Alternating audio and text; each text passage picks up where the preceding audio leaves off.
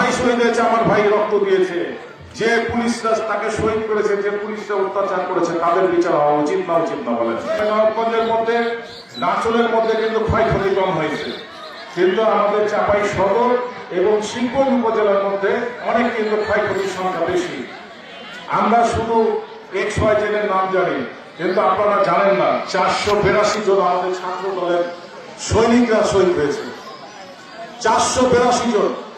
আপনারা কি অবগত আছেন?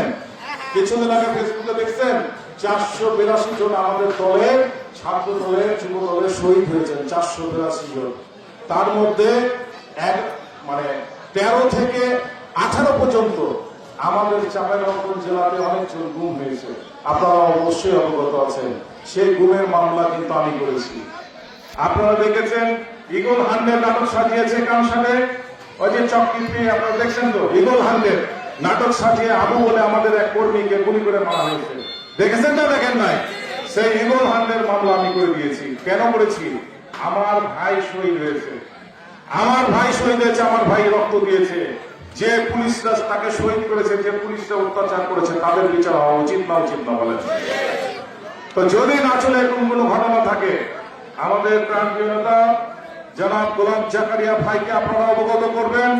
আমি পাঠান আছি সেই সমস্ত পুলিশ অফিসারের ব্যবস্থা গ্রহণ করতে। আমি আপনাদের পাশে আছি, সাথে আছি, অবশ্যই ব্যবস্থা করব। আগামীকালকে এই মামলাগুলো ইন্টারন্যাশনাল আদালতে চলে গেছে। ইন্টারন্যাশনাল আদালত থেকে তদন্ত করতে আসছে আমাদের চাঁপাইনবাবগঞ্জে। সেই অফিসারগুলো সব SP র্যাঙ্কের বলো। তো এই সুষ্ঠু তদন্ত করে এই আলোচনার মাধ্যমে, এই সম্মেলনের মাধ্যমে পুলিশ প্রশাসনকে জানাতে চাই যে আপনারা সুষ্ঠুভাবে সমাধান করে যেসব আওয়ামী লীগ পুলিশ লীগ ছিল তাদেরকে বাছাই করে তদন্ত করে তাদেরকে যাতে আইনের আওতায় তাদেরকে অ্যারেস্ট করে তাদেরকে ব্যবস্থা নেওয়া হয় এবং তাদেরকে জেলখানায় পাঠানো হয়, সেই জোর দাবি জানাচ্ছি। ঠিক আছে না?